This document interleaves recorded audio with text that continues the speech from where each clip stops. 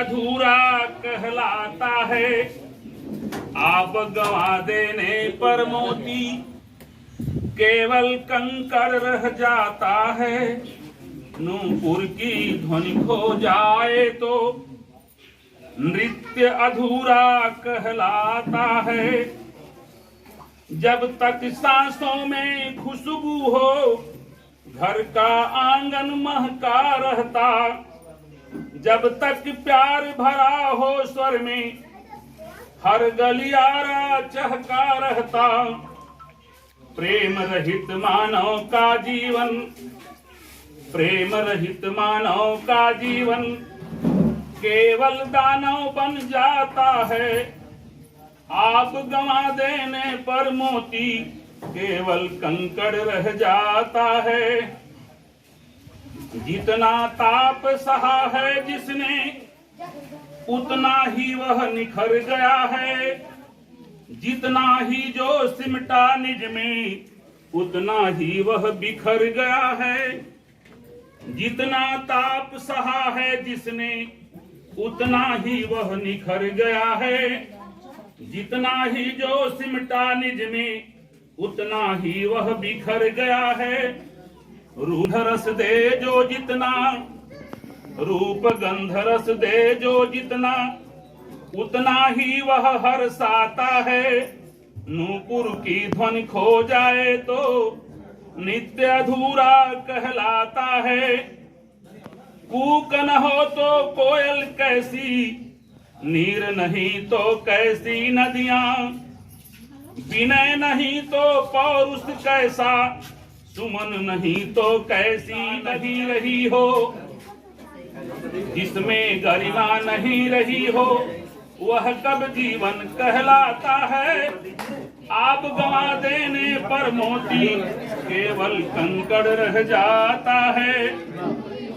जादू वह जो सिर चढ़ बोले, रूप वही जो पागल कर दे। नैन की जिनमें ताज भरी हो, नैन की जिनमें लाज भरी हो, गीत वही जो घायल कर दे। सील गंवा देने पर यौवन केवल बदबू फैलाता है। सील गंवा देने पर यौवन केवल बदबू फैलाता है। आप गंवा देने पर मोती केवल कंकड़ रह जाता है। तो वही मैथ्स के भाई में एक नया उजाला आया।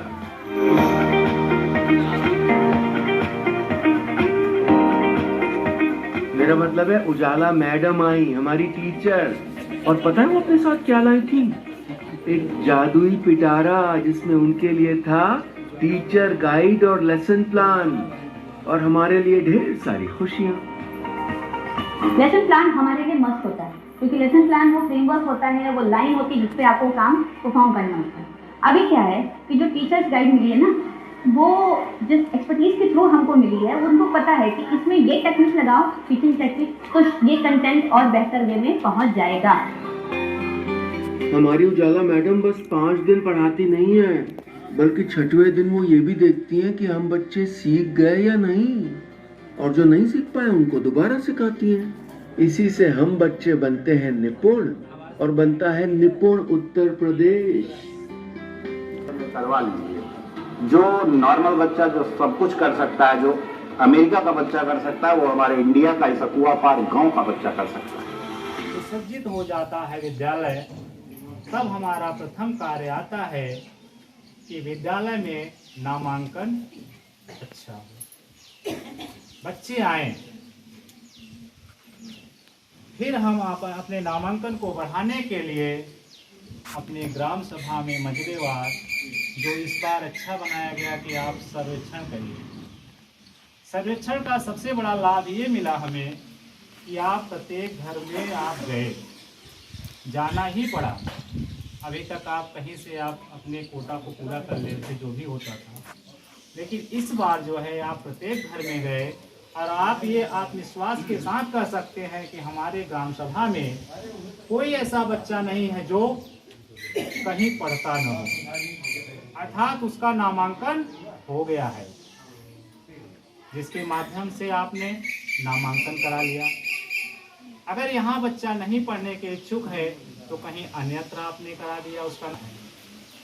नामांकन होने के बाद हमारा कार्य शुरू हो जाता है गुणवत्तापूर्ण शिक्षा देना, जिससे बच्चे की उपस्थिति और ठहराव बनी रहे। तो विभाग द्वारा या शासन द्वारा यह दिशा निर्देश प्राप्त है कि सभी विद्यालय में मानक के अनुसार अध्यापक हों। जैसा कि सभी आप अवगत हैं, यहाँ पर आंबा में समथिंग 400 बच्चों का नामांकन हुआ है और यहाँ अध्यापकों की संख्या है 5। सभी लोग अवगत हैं कि हमारे द्वारा किस प्रकार से कार्य भी कराए जाते हैं। अगर एक अध्यापक को फ्री रख दिया जाए तो भी शायद कार्य करने में उसी तक बैठा के कभी ये नहीं समझते कि कार्य ये हमारा है या हेडमास्टर का है या सहायक का है। सभी कार्य सबका है। आंबा में या सब जगह कुछ न कुछ अच्छाइयाँ हैं तो बुराइयाँ हैं। मैं ये नहीं कह सकता कि आंबा में ही अच्छाइयाँ हैं, लेकिन ये है कि जो स्टाफ की सामंजस्य है यहाँ पे वो हर जगह होना चाहिए। नोडल क्लास 1 और 2 तो क्लास 1 में चाहे ज़्यादा चलाते हैं वो पढ़ाते हैं, तो बच्चों को पहले अभी जो क्लास 1 में आए हैं उनको अभी कुछ भी ज्ञान नहीं है, छोटा बड़ा मात्रा तो पहले उनको हम छोटा बड़ा मात्रा काका वैसे ही शुरुआत कराते हैं। तो उनके लिए हमने चित्रों के माध्यम से और वर्ण दोनों के लिए बनाया है। तो ये जैसे छोटा है तो छोटा है, पहले पहचानते नहीं कि क्या लिखा हुआ है। इसमें जब चित्र देखते हैं तो ये अनार है, तो अनार देखिए आ से अनार होता है, फिर ऊपर ये लिखा है ये आ है। इसी तरह ये बड़ा आ है, चित्र भी है इसमें, यानी कि लोगोग्राफिक पैटर्न भी है इसमें, चित्र देख के पहचानते हैं और वर्णों को भी पहचानते हैं। जब ये छोटा आ से लेके आ तक पूरा पढ़ लेते हैं तो इसके बाद हम इनको क से लेके ज्ञा तक मात्राओं पे आ जाते हैं, ये अक्षर पे आ जाते हैं, इसको पहचानते हैं। जब इसकी पहचान कर लेते हैं तब इसके बाद 2 वर्णों को मिलाकर पढ़ना, जैसा कि हमारा शिक्षा संदर्शिका में दिया गया है कि उनको अक्षर भी ज्ञान कराना है। धीरे धीरे उनको 2 वर्णों पे 3 वर्णों पे अक्षर का ज्ञान कराते जाना है। तो जब ये ना और ला मिला के पढ़ते हो तो इसमें नल है, नल को जब मिला के पढ़े तो उन्होंने नल पहचान लिया। अगर नल ना पढ़ पाए तो चित्र दिखा देंगे तो तुरंत बता देंगे कि चित्र देख के पढ़ लेते हैं। अब जब इनमें हमने उनको चित्र दिखाए, किसका चित्र बनाया है तो रथ का बना है। तो रथ कैसे लिखा जाता है, ये र है और ये थ है। फिर इसी तरह ये पढ़ रही है, लड़की क्या कर रही है इसमें पढ़ रही है। तो ये प है, क्योंकि उन्होंने क से ज्ञा तक अक्षर पहचान लिया है तो वो अक्षर यहाँ पहचान जाते हैं और पढ़ना इसको सीखते हैं। फिर वो 3 वर्णों पे आ जाते हैं। 3 वर्णों पे क म ल अलग अलग है, डिकोडिंग करना। तो इसको फिर उसको मिला के जब पढ़ते हैं तो एक कमल है इसका। इसी तरह म ह ल अलग अलग है, लेकिन जब मिला के हो जाएगा तो क्या बन जाएगा, ये महल हो जाएगा। और ये है न ग र, मिला के क्या हो गया, नगर हो गया। और प व न मिला के क्या हो गया, पवन हो गया। फिर इसमें इनको मात्राओं की पहचान लिया है। ऊपर ये नहीं पहचाने किसकी मात्रा है, जब इनको अंदर कहेंगे ये तो बड़ा आ है, आ की मात्रा ऐसे लगती है, ये किसकी मात्रा है नहीं पहचानती, ये किसकी मात्रा है, ये क्या लिखा हुआ है छोटी, छोटी की मात्रा ऐसे बनती है। इसी तरह ये सारी मात्राओं की पहचान उनके पास। फिर हम इनको शब्दों को इस पे लगाना सिखाते हैं कि का पे लगेगा, छा पे लगेगा तो क्या हो जाएगा छा, फिर छोटी पे लगा तो क्या हो जाएगा छी। इसी तरह सारी मात्राओं पे सारे वर्ण का खा गा लगाना इनको सिखाते हैं, मात्राएं लगाना। फिर 12 खड़ी पाई लेती है, कक्का किक्की कुकू पूरा मात्राओं का ज्ञान।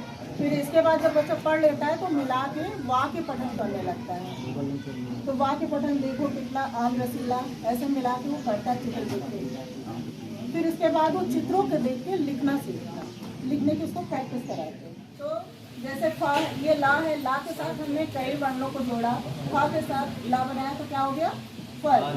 और फिर हम इसको खींचेंगे, जा के साथ ला मिला तो क्या हो गया जल। फिर का के साथ क्या हो गया मिला कल। ना के साथ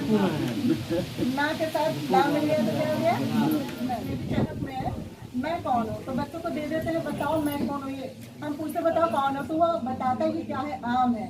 तो आम के बारे में बताता है कि आम कैसा होता है, उसका कलर कैसा होता है, पीला होता है, आम खट्टा मीठा होता है। तो उसके ऊपर आप कविता सुनाइए तो वो कविता भी सुनाता है। इस पर कविता लिखिए, वो पढ़ के बोलता है। उसको फलों का भी ज्ञान होता है, कलर का भी ज्ञान होता है और कविता भी आती है। एक साथ उसको 3-4 चीज़ें। हमने पूरे शादी के कार्ड पढ़े हुए थे, सारे इकट्ठे करके उसी में बनाया है।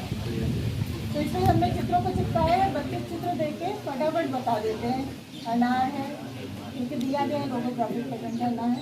आम है, और से आम होता है, अक्षर भी है और उसका लिखा भी है। मिर्च पढ़ लेते हैं। हिंदी है, मछली है,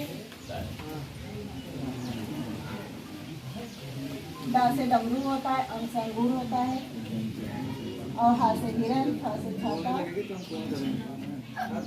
ए से एड़ी, ऐसे ऐना, री से ऋषि, षटकोण, इस तरह पूरा है। इसमें चित्र देख के वो पढ़ते हैं। हम लोग को ट्रेनिंग दिया गया था, प्रशिक्षण में पट्टी वाला था। तो 30 से बच्चे मिला के बहुत जल्दी पढ़ते हैं, फटाफट जल्दी होते। छल, जल, छल, हल, नल, हल मिला के 2 वर्ण वाले अक्षर बहुत जल्दी पढ़ते हैं। सरकाते जाके अपना पढ़ते जाते हैं। बहुत बढ़िया।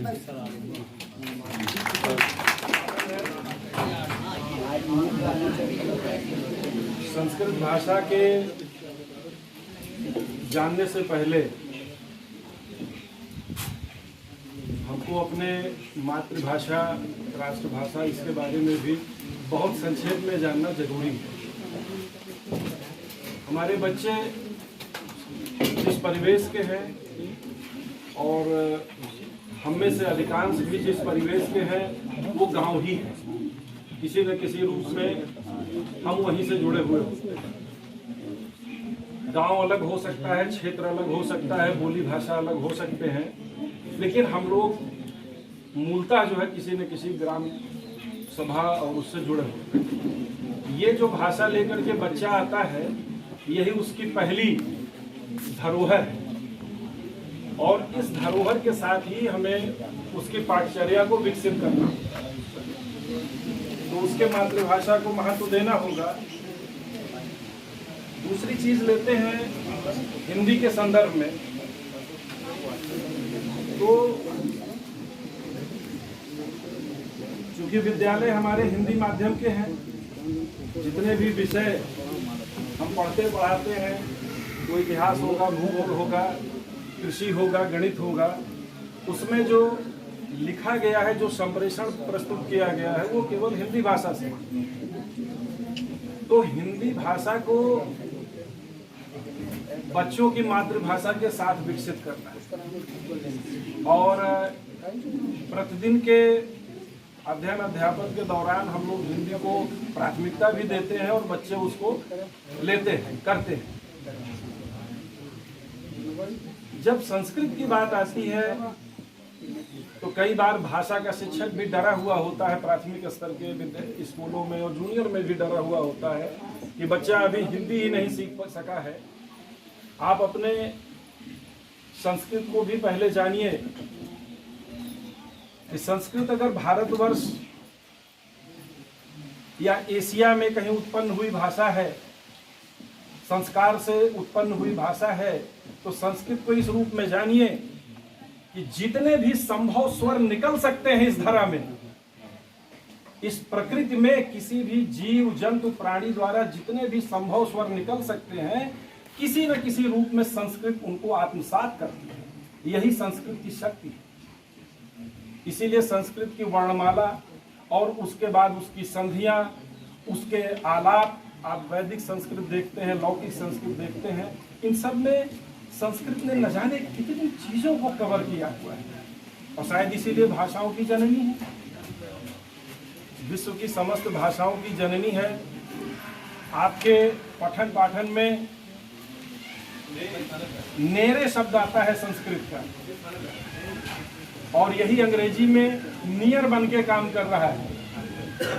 इस पर निगाह नहीं जा रही है, इस पर ध्यान दीजिए। और बच्चा उस नेरे को कहता है, मामा के घर नेरे बा, वही नेयर नियर हुआ और यहीं से भाषा शास्त्र यह भी दिखलाने में सक्षम हो सका है कि हम जैसे ये 4 भाई यहाँ बैठे हैं, हमने संस्कृत को विकसित किया, एक सोवियत संघ चला गया, पहले सभी को सादर प्रणाम। जैसे हर महीने के तीसरे मंगलवार को हमारी शिक्षक संकुल बैठक होती है और बैठक में हमको मिलता क्या है, बैठक से हम जब जाते हैं बैठक में हमको कुछ न कुछ नई चीज़ें हर बार कुछ यहाँ से लेके जाते हैं। जैसे आज अभी शिक्षक संकुल ईटा मैम के द्वारा TLM बनाए गए। TLM बनाने में मेहनत लगता है, अगर आप TLM से पढ़ाए तो और अच्छा लगेगा। अब जो TLM का प्रयोग नहीं करते उसकी महत्ता के बारे में उनको जानकारी नहीं हो पाएगी। अगर हम देखें, अगर बच्चा 3-4 में पहुंच जाता है और अगर हम कमजोर, अभी हम बेसिक में अगर देखें, बेसिक एडवांस चला रहे हैं लोग, बेसिक में बच्चे वही आते हैं जिनको क से ग तक नहीं मालूम है। और क से ग पढ़ाने के लिए हम चाहे जितना कर लें, अगर हम TLM का प्रयोग करेंगे थोड़ा हमको उसमें आसानी मिल जाती है। हम पढ़ा रहे हैं, हमको फायदा समझ में आ रहा है कि 2-4 दिन में बच्चा कुछ वृद्धि कर गया। तो TLM अगर हम उपयोग करेंगे, छोटी छोटी चीजें हैं, जैसे बच्चा अगर नहीं बोल पा रहा है TLM उनको अपने आप बुलवा देगा। अगर जैसे आम का चित्र दिखा देंगे, बच्चा अपने परिवेश से जुड़ा हुआ जितनी भी वस्तुएं होती हैं सबके बारे में धीरे धीरे जान लेता है। अगर उन सब चीज़ों के अगर हम चित्र दिखाएं उसको तो बच्चा आसानी से पता लेगा उसको। लोगोग्राफी पठन के बारे में TLM कार्यशाला में काफ़ी TLM बनवाए गए थे कि हम किसी भी चित्र को बना के उससे हम उसको दिखा के बच्चों को हम पढ़ा सकते हैं। और विद्यालय अपने द्वारा कुछ नवाचार किया गया है, वो भी सब चीजें शिक्षक संकुल मीटिंग बैठक में सबको आमंत्रित किया जाता है कि कोई न कोई अपने विद्यालय से कुछ यहाँ चर्चा कर सकता है। तो शिक्षक संकुल बैठक का मुख्य उद्देश्य यही है कि हम वहाँ से कुछ चीजें जो सीखें और ले आके हम अपने विद्यालय में फॉलो अप करें। और आगे हम बढ़ते हैं दीक्षा ऐप के प्रयोग। दीक्षा ऐप का प्रयोग लगभग सभी करते होंगे। दीक्षा ऐप से प्रयोग कब करते हैं कोई बता दें हमको। दीक्षा ऐप का प्रयोग कब करते हैं?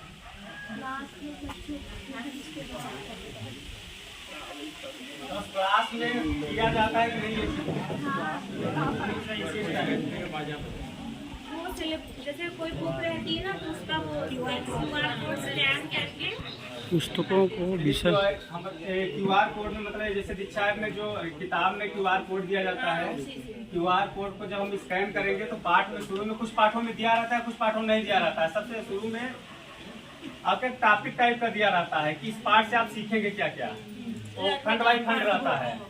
और हम जब लेसन प्लान बनाते हैं तो हम खंड बाई खंड ही बनाते हैं। अब हम एक दिन में बच्चों को कितना पढ़ लिया, अगर हम एक दिन में नहीं पढ़ा पा रहे हैं या 2 दिन में हम टॉपिक लेंगे, उसको पढ़ाएंगे जब तक हम उसको अच्छे से ना पढ़ा पाए। तो दीक्षा ऐप में उस प्रकार से सिस्टम दिया रहता है कि आपको टॉपिक बाई टॉपिक देगा, इसके बाद उसके बारे में वो व्याख्यान किया जाता है उसमें। चाहे जितना दूर करिए चाहे जितना पास करिए, इसकी खासियत यही है कि वो उसी को सिलेक्ट करके कैच करेगा। इसके बाद ओपन लिंक आती है, यहाँ ओपन करना है। ओपन करेंगे, इस पाठ का देखिए खनिज एवं धातु है, ये पाठ यहाँ पे खुलेगा। 4 टॉपिक पे मतलब वीडियो निकले हैं, इसमें सब पे अलग अलग है, टॉपिक के अलग अलग वीडियोज हैं। तो इससे आप अपने क्या नाम से शिक्षण योजना बना सकते हैं आसानी से। और जैसे मान लीजिए शिक्षक डायरी में आप साप्ताहिक मतलब जो हम गतिविधियाँ करते हैं स्कूल में साप्ताहिक बना लेते हैं। शिक्षण योजना हमको बनाना इसलिए जरूरी है, अगर शिक्षण योजना हम बना ले तो हमको पर डे का पता चल जाएगा कि एक दिन में हमको करना क्या है। अभी हम तो शिक्षण योजना के साथ साथ एक दैनिक कार्य योजना भी बनाते हैं। दैनिक कार्य योजना में क्या है कि 1 घंटे में आपने क्या पढ़ाया, ये चीजें हैं। 3 डायरी बनती है, एक शिक्षक डायरी हो गई, शिक्षण योजना अलग, दैनिक कार्य योजना 1-1 घंटे में, ताकि अगर कोई भी आए अगर बाहर से तो आपको तो कहा ही ना सके क्या पढ़ाते क्या, तीनों डायरी रख देंगे, सब चीज समझ में आ जाएगा। कोड से कोई प्रॉब्लम है दीक्षा पे इसको करने से? दीक्षा में ट्रेनिंग आती है, सभी को करना है। पहले 2 कोड बनाने का इस समय लक्ष्य चल रहा है, उससे एक छोटी सी जानकारी है हम ऐप के माध्यम से बता दे रहे हैं। काइन मास्टर एक ऐप होता है। काइन मास्टर ऐप में वीडियो हम कैसे बनाते हैं, बहुत ज्यादा समय नहीं लगेगा। कैसे ओपन करेंगे, विदाउट नेट का ओपन होता है। प्लस का निशान बनाए, प्लस के निशान को टच करना है। इसमें 4-5 ऑप्शन आएंगे आपको। पहला ऑप्शन है 16:9। ये हम प्रयोग करते हैं जब कोई चीज हमको वीडियो यूट्यूब में डालनी होती है, तब हम 16:9 का प्रयोग करते हैं। 9/16 इसके आगे है। जैसे हम कोई रील बनाते हैं फेसबुक वगैरह या तो यूट्यूब पे या किसी भी अगर रील बनाते हैं तब हमको 9/16 का उपयोग करना पड़ेगा। जैसे हमने कोई शैक्षणिक गतिविधियाँ किया स्कूल में तो उसको हमको यूट्यूब पे भी डालना पड़ता है। सबका डालना जरूरी नहीं, लेकिन एक चीज है कि जैसे अगर मान लीजिए कि हम मोटिवेशन मतलब मोटिवेटर के रूप में हम काम करते हैं, कोई चीज हम अपने यहाँ करते हैं, हमारी कोशिश ये रहती है ज्यादा से ज्यादा शिक्षकों के पास पहुंचे ताकि उसका लाभ हो उठा सके। अगर हम यूट्यूब पे डाल देते हैं, उसकी लिंक कहीं शेयर कर देते हैं, तो हो सकता है कि कुछ चीजें उनको अच्छा लगे, जो अच्छा ना लगे उससे कुछ अपना बदलाव करके अपना नया कर सकते हैं। यहाँ पे आपको टच करना है, इसके बाद आपको क्रिएट करना है 16 बाई 9 के आगे।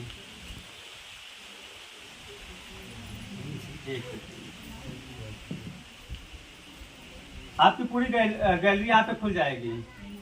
या आप यहाँ से वीडियो और फोटो सिलेक्ट कर सकते हैं, फोटो का भी वीडियो बना सकते हैं और वीडियो का भी।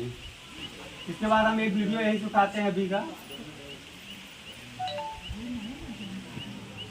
वीडियो हम सिलेक्ट करेंगे, यहाँ पे आ जाएगा। इसके बाद यहाँ पे बैक के बटन पे जाना है आपको, ये चीजें इस प्रकार से आ जाएगी। अब यहाँ पे सिस्टम में है कि आप इसकी जो आवाज है, आवाज को गायब कर सकते हैं। जैसे कोई मतलब जो भी बोल रहे हैं, अगर मान लीजिए कभी बाई बेचांस हमसे कुछ मतलब डिस्टर्ब आवाज अगर निकल आती है तो उसको हम डिलीट करके अपने आप दोबारा डब करके इसको बना सकते हैं। यहाँ कुछ लिखना हुआ तो यहाँ पे आते हैं, लेयर है बाजू में, बगल में लेयर लिखा हुआ है, चौथे नंबर पे टेक्स्ट है। टेक्स्ट को टच करेंगे, जो भी चीजें लिखना है वो आप आसानी से लिख सकते हैं। तो कुल मिला के प्रैक्टिकल करने पर ही ज्यादा समझ में आएगा। जब प्रैक्टिकल तो सारी चीजें इसमें लिखी हुई हैं। इसके बाद इसमें सॉन्ग वगैरह अगर अपलोड करना है इसके ऊपर से तो यहाँ पे कर सकते हैं, सॉन्ग इसके ऊपर लगा सकते हैं। इसके बाद इसको टच करेंगे, यहाँ साउंड पे आएगी, इसकी साउंड यहाँ से गायब कर सकते हैं, नहीं बजेगा साउंड। दूसरा साउंड इसके बाद ओपन हो जाएगा। इसके बाद ये सेव करने का ऑप्शन है ऊपर। यहाँ पे जब आप सेव करेंगे तो 3 ऑप्शन इसमें आते हैं। एक आता है HD का है, मतलब HD की 3-4 क्वालिटियाँ होती हैं। इस क्वालिटी को आप ऊपर नीचे कर सकते हैं। इससे फर्क ये पड़ेगा कि अगर आपकी ज्यादा MB की वीडियोस बनी है तो उसको डायरेक्ट कम कर देगा। इसको आपको टच नहीं करना है। इसको टच करेंगे, इधर 25-30 पर लिखा हुआ है तो इसमें क्वालिटी डाउन कर देता है। इसके बाद यहाँ से कर देंगे, इस प्रकार से यहाँ से वाइज वीडियो करेंगे, डाउनलोड हो जाएगा। आसानी से आप वीडियो बना सकते हैं, कुछ भी चीज लिख सकते हैं। इसमें बहुत से फंक्शनल होते हैं, इफेक्ट्स वगैरह डाल सकते हैं, अच्छी वीडियो बन जाती है। जैसे कक्षा 1-2 में हम अच्छे गेम करा रहे हैं, अच्छी गतिविधियाँ करा रहे हैं, सब जगह नहीं पहुंच पा रहे हैं। बहुत सी चीजें हम लोगों को नहीं आती है, लेकिन देखते हैं तो उसमें कुछ चीजें नहीं कर लेते हैं।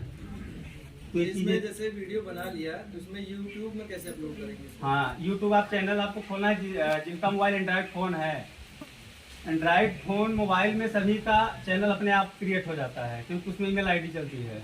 उसमें आपको बनाने की जरूरत नहीं है कुछ। यहाँ पे प्लस का निशान बना हुआ है, प्लस के निशान पे टच करेंगे, 3-4 ऑप्शन आ जाएंगे। क्रिएट ए शार्ट, इसमें रील अपलोड होती है। जैसे रील वगैरह आप बनाए 1 मिनट 60, मतलब 1 मिनट से कम जो रहे। इसके बाद अपलोड ए वीडियो, अपलोड वीडियो में करेंगे, आपकी पूरी गैलरी खुल जाएगी। गैलरी से आप वीडियो उठाएंगे, मान लीजिए हमने ये वीडियो उठाया, यहाँ पे कुछ नहीं करना है, यहाँ नेक्स्ट करना है आपको। नेक्स्ट करने के बाद यहाँ टाइटल कुछ मांगता है कि आप किस सब्जेक्ट से संबंधित बनाना चाह रहे हैं। मान लीजिए जैसे शिक्षक संकुल बैठक, हमने यहाँ शिक्षक संकुल बैठक लिख दिया। यहाँ पे नीचे एक ऑप्शन और रहता है, इसमें आप चाहे जितना लिख सकते हैं। और इसके बाद इसको नेक्स्ट करके यहाँ से पोस्ट हो जाता है, आसानी से बन जाएगा। इसमें आप देखेंगे आपकी जो ID होती है,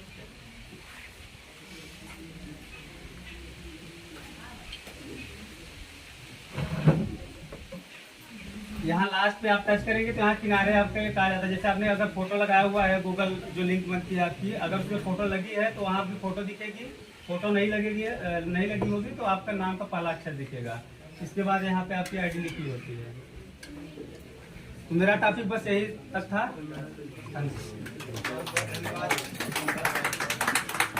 तो सबसे पहले ये बताइए इसकी आकृति कैसी है।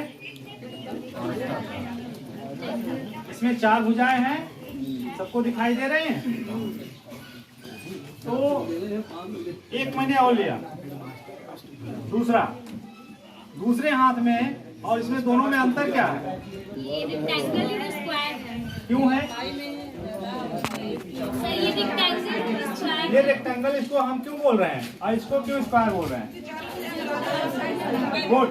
इसकी चारों भुजाएं बराबर हैं और इसके आमने सामने की भुजा बराबर है, इसलिए इसको आयत की आकृति के नाम से पुकारा जाता है और उसी की आकृति हम पढ़ते हैं। तो ये देखिए, इसमें सब खुले हुए हैं ऐसे छोटे छोटे। तो इस लाइन में कितनी है? 3 भाग है और इस लाइन में 2। तो इसको हम मान सकते हैं कि इस आयत की लंबाई 3 सेंटीमीटर है और चौड़ाई 2 सेंटीमीटर। अब इसका क्षेत्रफल निकालने के लिए हमें क्या क्या हम उपयोग में ला सकते हैं अपने टेक्निक। तो सबसे पहले बच्चों को हम सूत्र नहीं बताएंगे, बस उससे बोलेंगे इसको जो है 1 सेंटीमीटर के कितने भाग बनाए जा सकते हैं जिसकी आकृति स्क्वायर जैसी हो। तो बच्चा 3 इधर से और 3 इधर से 2 इधर से काट दिया, लाइन से काट दिया। आपके पास है तो इसको दिखा सकते हैं। और उसके बाद कहेंगे आपके बॉक्स में कितनी आकृति बनी उसको गिनिए। आप लिख भी सकते हैं। तो बच्चा गिनेगा 1 2 3 4 5 6। कितनी आकृति बनी? 6 आकृति बनी और 6 की माप जो है एक समान है। तो हम 6 लिख देंगे और उसके बाद यहाँ पे लंबाई 3 था और चौड़ाई 2, तो 3 × 2 बराबर आएगा 6। इतने पर हम रोक देंगे। अभी मैं उसको सूत्र से परिचित नहीं कराऊंगा। फिर मैं कहूंगा कि आप जो है 2 का 3 में गुणा किया, लंबाई और चौड़ाई में गुणा किया, जो प्राप्त हुआ और जो आप बॉक्स में थे उसको गिने थे, दोनों क्या अंतर हैं? तो बच्चा कहेगा नहीं, ये भी 6 आया गुरुजी और इधर भी 6 आया गुणा करने पर। तो फिर हम कहेंगे इसी तरह से दूसरी आकृति ले लीजिए। फिर दूसरी लिया जिसमें 4 इधर है 4 सेंटीमीटर और 3 सेंटीमीटर का, उसको बराबर भागों में मैंने बांटने के लिए कहा। तो इधर से उसने 4 भागों में बांटा और इधर से 3 भागों में। फिर मैंने बोला उसको गिनो कितना हुआ। तो बताइए कितनी आकृतियां हुई इसमें?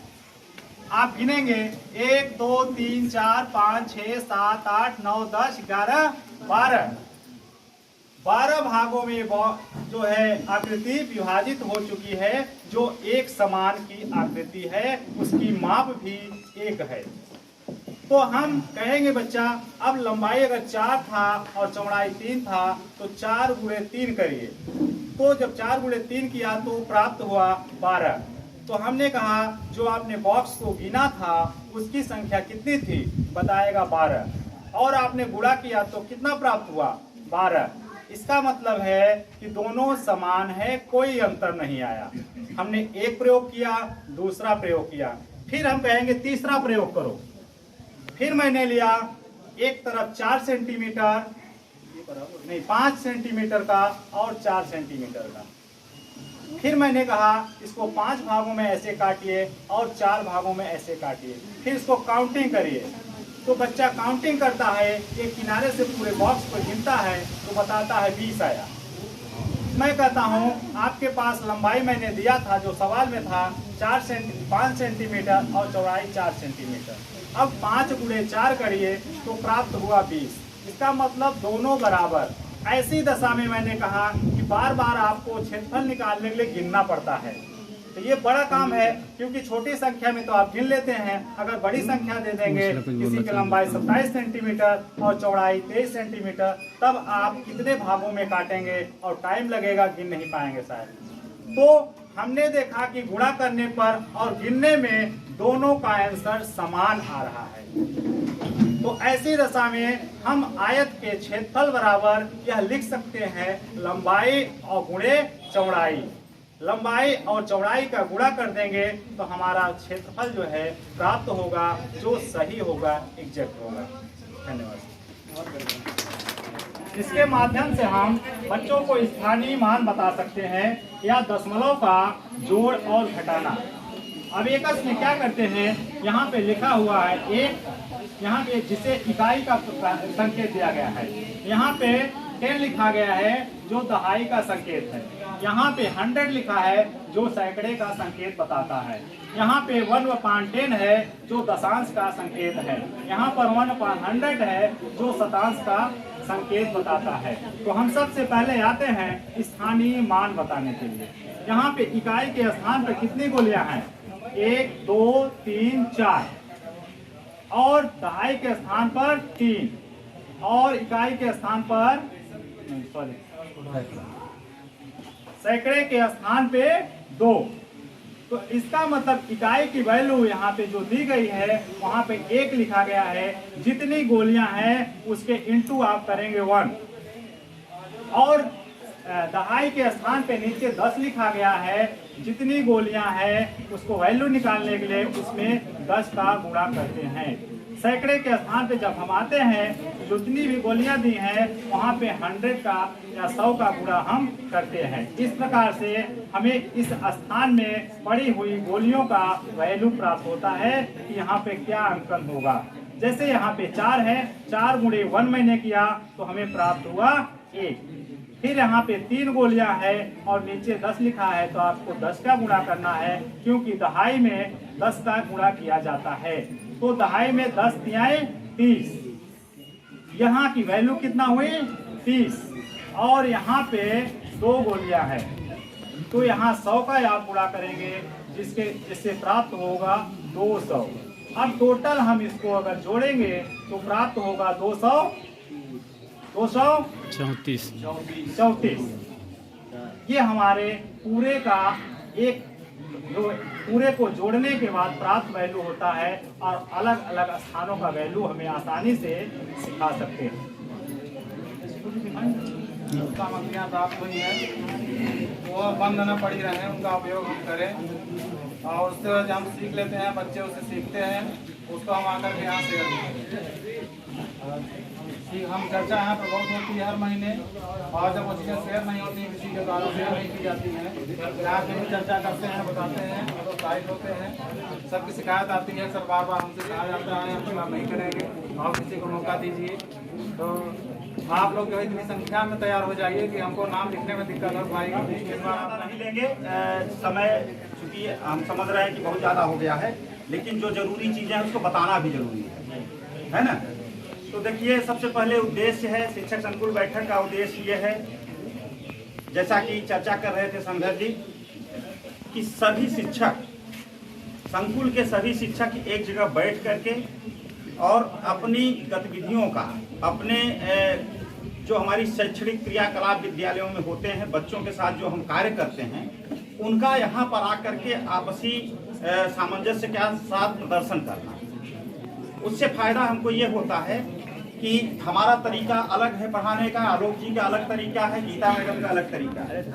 जब सभी तरीके एक साथ मिलेंगे, या हम कुछ सीखेंगे गीता मैडम से या आलोक जी सीखेंगे हमसे, तो इस तरह से हम कुछ न कुछ चीज सीख के जाएंगे। एक तरह से एक्सपोजर विजिट है। तो इस तरह से हमारे डीजी सर ने, हमारे विभाग ने, हमारी सरकार ने एक्सपोजर विजिट किया है कि आप उन विद्यालयों में जाइए और वहाँ की अच्छी चीजें सीख करके आइए।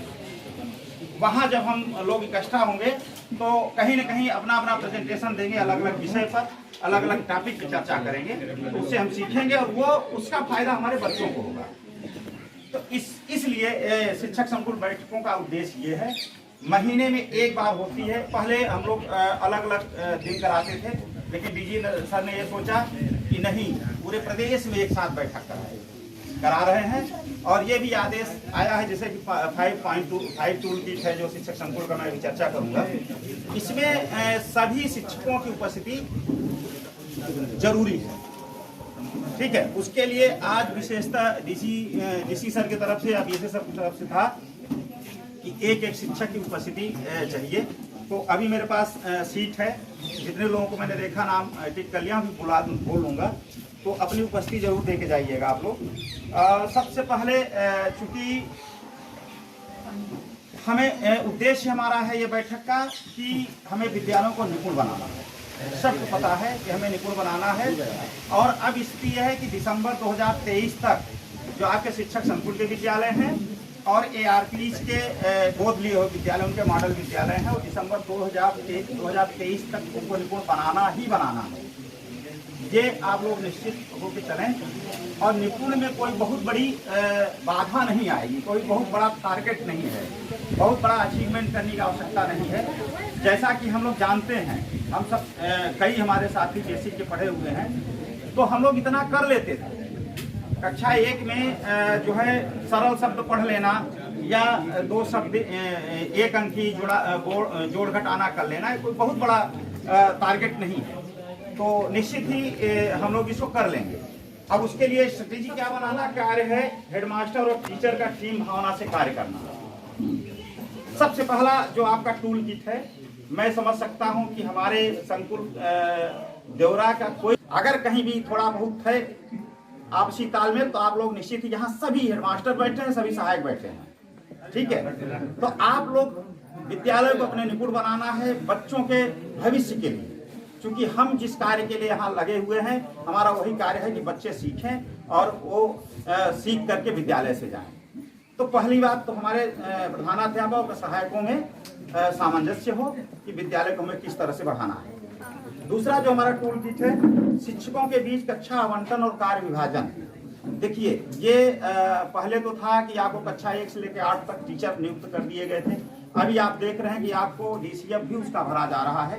ऑनलाइन भी आपको मैपिंग करनी है कि शिक्षक को कौन सा कक्षा आवंटित करना है। मैं समझ सकता हूं कि सभी विद्यालयों में हो गया होगा, किन किन विद्यालयों में हो गया है ट्रीटमेंट करना, उनके लिए विशेष तरह से उनकी कक्षाएं चला करके उस स्तर पे लाना है, ठीक है। उसके बाद आता है प्रभावी संवाद टूल। प्रत्येक सप्ताह कम से कम हेडमास्टर और सहायक मिलकर के एक बार 10 मिनट की बैठक करें, चाय के दौरान ही चाय पिए और प्रभावी संवाद करें आपस में कि भाई इस कक्षा में ये समस्या आ रही है, हमारा ही पीते हैं।